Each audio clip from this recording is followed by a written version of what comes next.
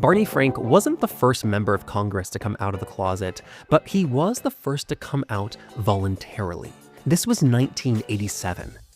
4 years earlier, Representative Jerry Studs had come out, but only after it was made public that he'd had a sexual relationship with a 17-year-old male congressional page. And this was all in the back of Barney's mind. So when you're a seasoned politician, as he was, what do you do before announcing what everyone assumed would be career-ending news? Well, you launch a poll. Barney found that 45% of people thought that coming out would hurt him politically, but only 22% said that it personally made them less likely to vote for him. In other words, half as many people were personally anti as thought others were. And it struck me at that point, and I thought of something in 87 that I have had confirmed ever since. Americans were much less homophobic than they thought they were supposed to be. Now, Representative Barney Frank died this week.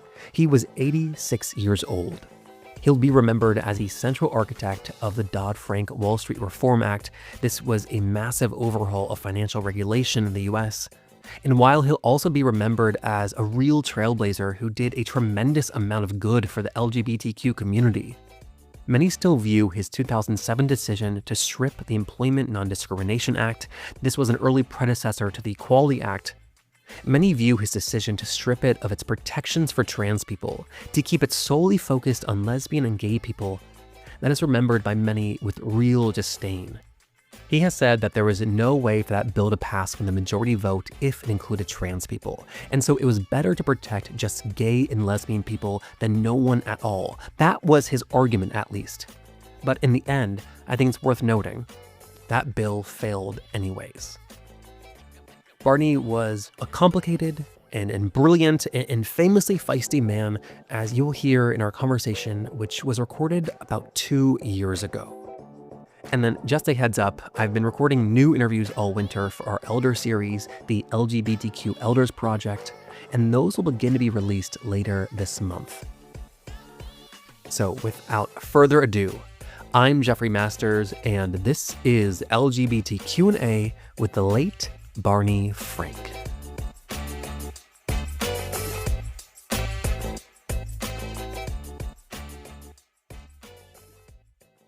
So you always said that growing up, you thought that being gay and a politician, it meant that those things are mutually exclusive. You could not do both. And yet you still decided to run for office the first time in the 70s. Why run for office if you thought that was impossible? Well, things changed. Very few single events in American history have had the impact that Stonewall had in 1969 in giving people a signal that change was possible. I did not publicly acknowledge being gay until 1987. And in fact, when I was in the state legislature in 1972, I became the first person in Massachusetts history to file a gay rights bill, but I still didn't come out. And I don't think I could have been elected if I was. At the time that I said I couldn't get elected if I was out, that was true. What happened was things changed. I mean, you mentioned that the gay rights bill you put in front of the House in 72. One thing I find so interesting is that you were in the closet, and instead of avoiding gay issues and causes, you were like their biggest champion. Well, I made a vow to myself when I first decided to run. It was that I would never betray my own individuality. The greatest hypocrisy for me is to be someone who makes rules and then exempts himself from it. So I promised myself when I decided I could run for the legislature and win, that while I could not come out and survive politically, I would never shy away from advocating gay rights. Now, I did not originally intend to be the lead sponsor. What happened was this. I'd begun working with a group of gay men and lesbians. They're two separate groups then. And they circulated a questionnaire to everybody who was running for the legislature. This was 1972, my first term. Big year for the left in some ways. It was the 18-year-old vote first time and George McGovern. So I sent the questionnaire back. There were two questions. Would you support a gay rights bill? And would you sponsor it? Well, apparently several people said they would support one, but I was the only one who said I would sponsor it. So I became the leading gay rights advocate by process of elimination. And yeah, at that point, given what you raised, well, I'm gay. Do I want to focus on this? The answer was, well, I'd rather not, but it's too late. I've done it and I'm not going to walk away. And when you joined the U.S. Congress in 1981, at that time, did you assume that you would stay in the closet forever? No, no, things were getting better in the country. By the late 70s, when I was still in the state legislature, I had begun to come out. I did it retail. I told close friends and my siblings that I was gay.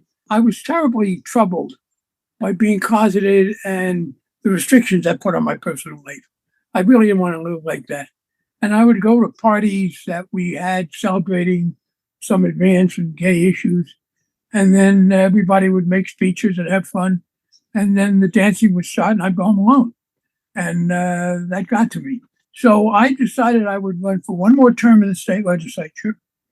And by the way, at the time, knowing that I could not, I mean, literally knowing, inaccurately, but knowing that I could not get to a higher office, I went to law school and got a law degree and passed the bar.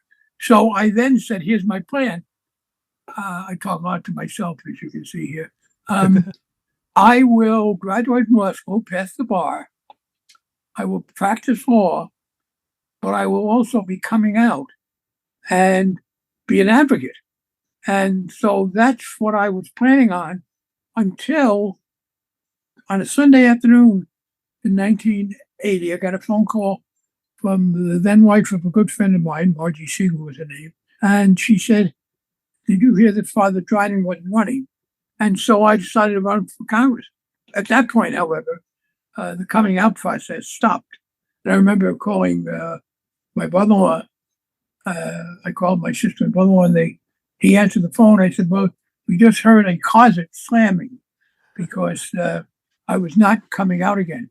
And so that went first. But I was, however, determined to come out if it was possible. That is such a fascinating, like, fork in the road moment, right? Like that Barney Frank is about to, become a lawyer and come out and fight for gay rights and be out of the closet. And then instead went to Congress and like stayed in the closet for 6 more years. I don't want to say, like, do you like regret that? Like, how do you think about like that other version? I made up for it to some extent from the moral standpoint by becoming one of the leading advocates of gay rights in American history. There were a lot up till then, but I was driven to come out to some extent, to a great extent, by my personal misery and not having the outlets for emotional and physical life that anybody wants. I thought when I went to, I decided in the legislature that wasn't possible. I had to just be out or in, no halfway. I got to Congress. I thought, well, maybe what I found was there's a lot of people in Washington who are gay. There's a book out called Sanctuary City. A Secret City. Secret City by Jim Kirchhoff. Yeah. Yeah. And so when I got to Washington, I found out what he wrote about. There's a big network of gay people there. So I thought, oh, well, maybe I can sort of now have a private life without coming out. I mean, that was the question. Could I meet other people? Could I be seen at parties, etc.? So I tried that for a little bit. And I figured, okay, I'll have a gay personal life and I'll advocate for gay rights, but I won't talk about my own sexuality. That didn't work. Trying to have a half and half life when you're prominent, it doesn't work. And so with that divide, that like private public divide, privately, I mean, you were like, what did that look like? You were going to gay bars and like gay spaces and stuff? I lived, I dated, I lived at a gay bar. Here's the deal that protected me. And it's a kind of a two-sided coin, or a double-edged sword more, I suppose. Being gay was then considered so terrible a thing about someone that the press would cover it up. So, yeah, a lot of members of the press knew I was gay, including a couple of gay members of the press I would meet at parties. But the rule was they won't talk about it. So that's how And I did most of it in Washington, 400 or 500 miles away from my district. So that's how it was possible that I could live a pretty gay life and not worry about being against my will made public. In fact, by the mid 80s, here was the problem. The taboo against mentioning someone's sexuality did not protect them if they had done something wrong or if they had AIDS. Very distinctly not doing something wrong. And so by the mid 80s, there were public outings of prominent people, every one of whom had done something indiscreet at best to get there. Yeah. And I am proud of the fact that when I came out, it was not due to any stupidity. And I did think it was important, in addition at that point to the personal, to have some of us come out who had not been forced out. Absolutely. And so why was 1987 the right time for you? Like, why then? Um, One of my close friends and congressional colleagues was actually the first member of Congress to announce he was gay, and that was Gary Studs, who interestingly represented the district adjacent to mine. We represented kind of twin cities. He had New Bedford, I had Fall River. And he was an example of someone who came out after a scandal. He was sexually involved with a congressional page. He shouldn't have been, although the page said he had no problem. But at any rate, Gary was censured by the House in 1983, and he had to run for re-election in 1984. I might have come out a little earlier, maybe 84 or 85, but I wasn't going to do that in the midst of Gary's issue. I mean, for one thing, literally, we represented districts that abutted. I mean, people are going to say, well, what's in the water down there? I mean, how come? Bristol County, Massachusetts. So that's why I delayed it. So I delayed it. I didn't want to do it then, and I didn't want to do it in an election year, which was in '86. So I did it. I wanted to do it in enough time for people to get used to me before they had to vote. That's where '87 came in. Oh, that makes sense. I mean, you were winning your district like 60, 70, sometimes 80% of the vote. Yep. It's huge. And again, as I said, I was not suicidal. I didn't think I was going to lose. There were two things. First of all, I might have lost. I mean, I couldn't be sure. But secondly, I did think it would lead to a diminution of my influence. It might be less desirable as a colleague. The examples of most of my very gay, supportive, straight friends, members of Congress who were just wonderful, heterosexual members of Congress on the issue, told me not to come out. Said, well, if you do that, you might get marginalized. We regard you as an ally on this whole range of issues, and we don't want to see you become a single issue guy. And I said, yeah, I don't want to be either, but I can't live like this. And so there was that. But also, I was persuaded by the very good group of political professionals who I'd relied on to get elected that I better do a poll. So the poll asked two sets of important questions. First, is my congressional district, very good pollsters. And what they found was something like 45% of the people said they thought it would hurt me politically. That was, we went over what would be the political impact. But that's a lot of people, 45%. Yeah. But then they asked another question. Are you personally less likely to vote for him because he came out? 22%. In other words, half as many people were personally anti as thought others were. And it struck me at that point, and I thought of something in '87 that I have had confirmed ever since. Americans were much less homophobic than they thought they were supposed to be. You say too that coming out, it made you like nicer, like especially to your colleagues in the House. Was that something that people told you, or did you feel that yourself? And no, after the fact, they said, someone said, well, we told you not to, but I'm glad you did because I didn't have this demon. I didn't have this anger. And so it sounds like across the board too, your colleagues in the House like responded positively to you coming out. Yes. I thought, in fact, there was no problem there. And I thought then I might have a problem when 2.5 years after I came out, this hustler came public. He talked about our relationships. He greatly exaggerated them. And ultimately, most of the charges that he made were dismissed by the ethics committee. But yeah, that had two aspects. First of all, it did help me explain to some of my friends why I had felt compelled to come out, even though they wanted me not to. And I said, you now understand how crazy I was because of this being in the closet, this inability to form normal emotional and physical relationships. Oh, and so you're saying that, you know, it came out that you had this relationship with this sex worker, and to your colleagues in the house, that you being in the closet, it helped them like understand and justify it. That this is not like a salacious thing. It was simply like the And my reason, motivation, why I had to come motivation. out. But the other thing that made 87 better was this pro gay attitudes among my colleagues were growing. When I first came to Congress, I started working on gay rights. In 81, we had a couple of votes.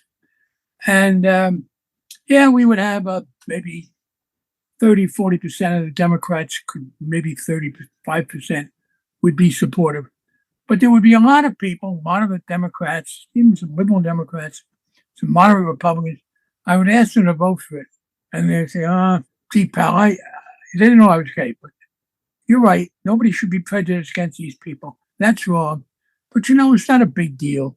So I'm not going to take the risk of voting for it. That is because we had done so successful a job of hiding the kind of pain and discrimination we were encountering up through the 80s, Yeah.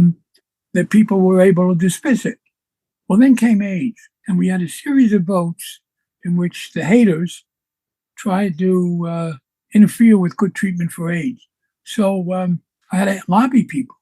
And as I said, the gay rights, I watched gay rights go from a no way to an oh shit issue. Now, an oh shit issue is when you go to a colleague and tell him you need him to vote a certain way, and his reaction is, yeah, I should, but I hate it because that's going to cost me politically.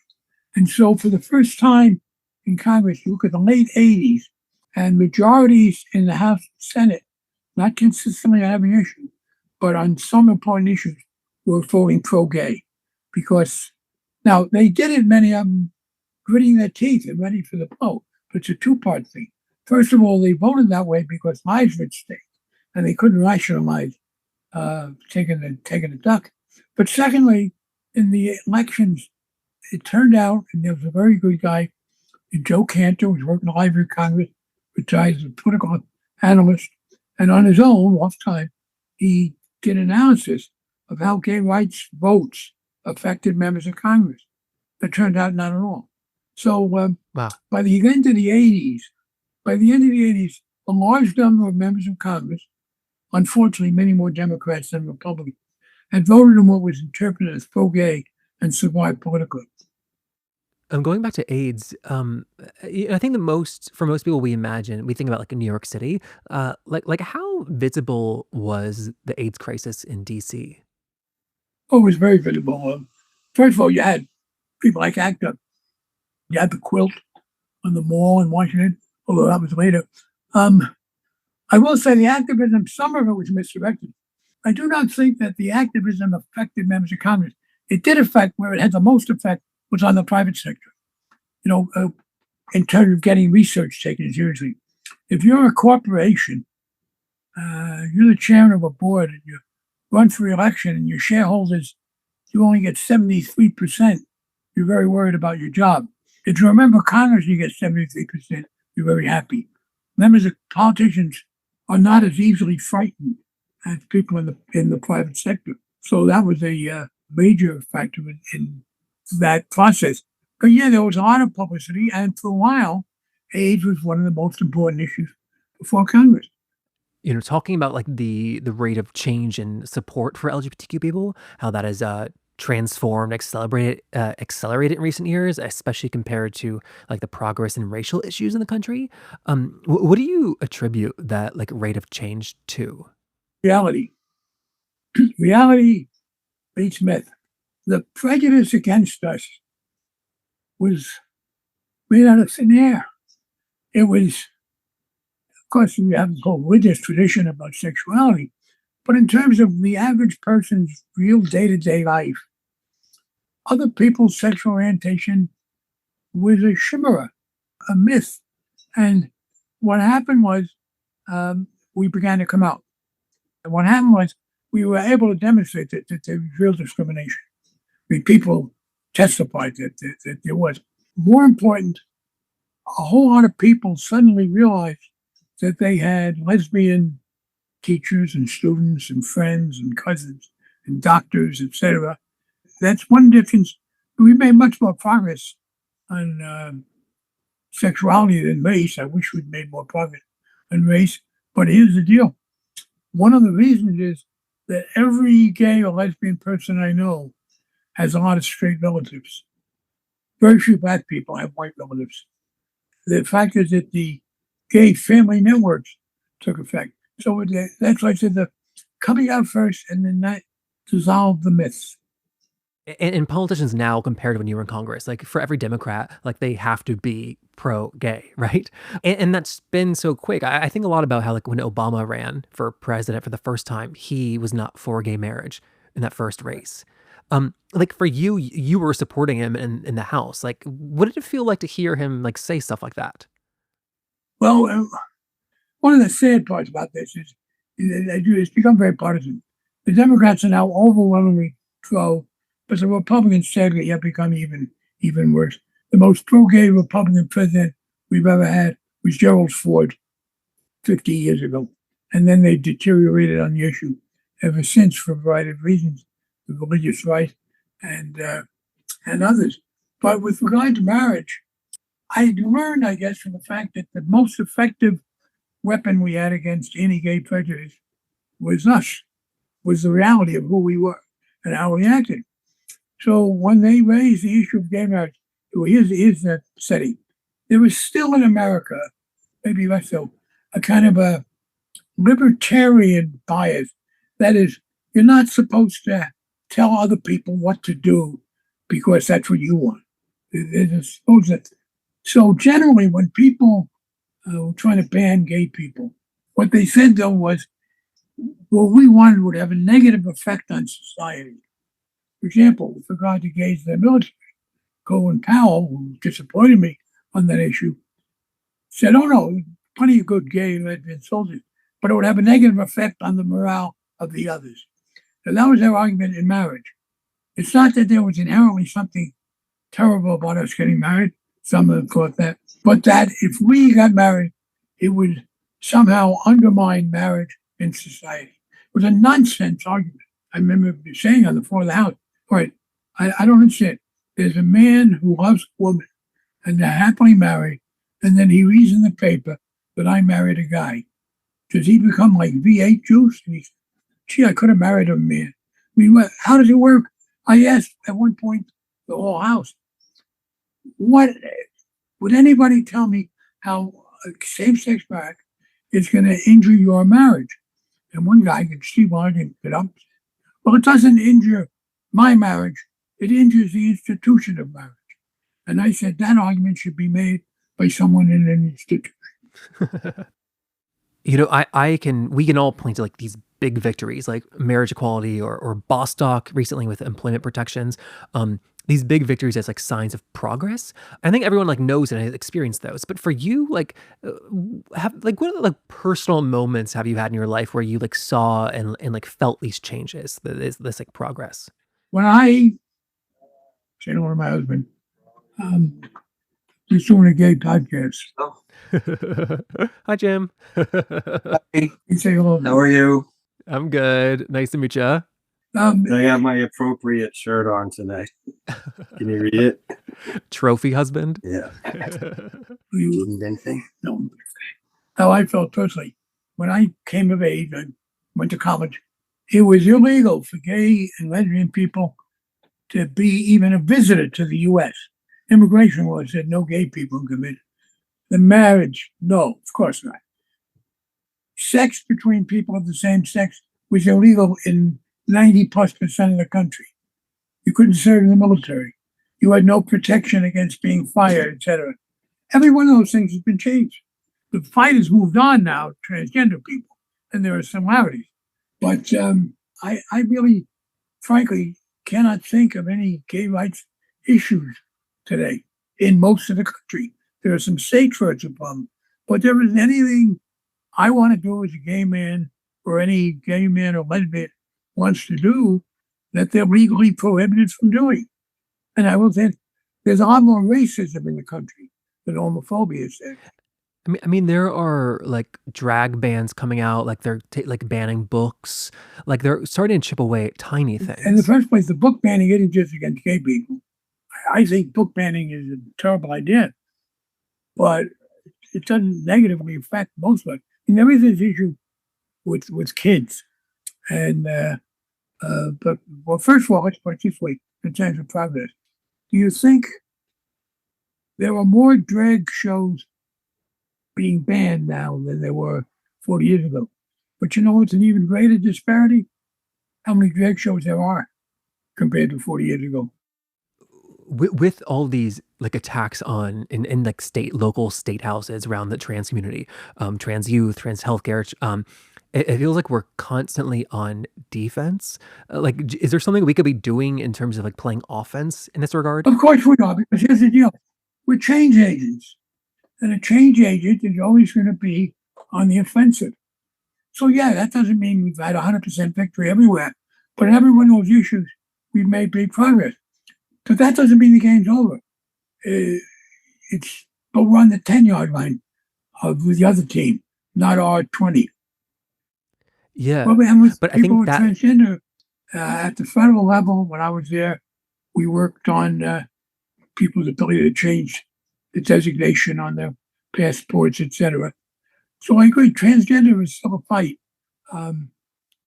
at a state level, the fight for trans people is much more grim, though, And some states, compared to like well, once yeah. again, let's make this clear. Children should have rights. The best argument for us is one of the right wing's own arguments about their autonomy as a family. And I think that's going to give way. Sorry. What is the argument about what? On the right of Sorry. parents, the problem with Oh, parental rights. you're often Yeah. in a vicious cycle fighting with these things. They say you shouldn't do that because it will have negative effects. And because they say that, we can't do it. And because we can't do it, we can't disprove the negative effects. So a breakthrough happens. In Massachusetts, a very courageous Supreme Court Chief Justice and her colleagues said same-sex marriage is okay. So we had same-sex marriage. And within a couple of years, we were able to disprove the argument that had negative effects. I think with regard to transgender, in those areas where young people can get the medical help they want, that the results of that will be sufficient so we will be able to beat back those efforts elsewhere. This was fantastic. Thank you for spending so much time. Okay, well, enjoy this. Thank you. And that is Barney Frank. He was 86 years old. Now, this was originally recorded for our LGBTQ Elder series, which I'm happy to tell you is still continuing. I've been interviewing elders all winter, and later this month, we'll be dropping those interviews, beginning with Avram Finkelstein. He was an early member of ACT UP and one of the creators of the iconic poster, Silence Equals Death. And then as always, if you want to support our show, joining our Substack newsletter is the best way to do that. It's a place where I share behind the scenes stories and moments, and just this morning I posted a photo of Barney from our interview. It's the moment that his husband came in and shows off his t-shirt that says Trophy Husband. So if you want to check that out, and I hope you do, you can find that and much more on our Substack. Once again, there is a link in our show notes to that. All right, I'm Jeffrey Masters. Thank you very much for listening. Bye.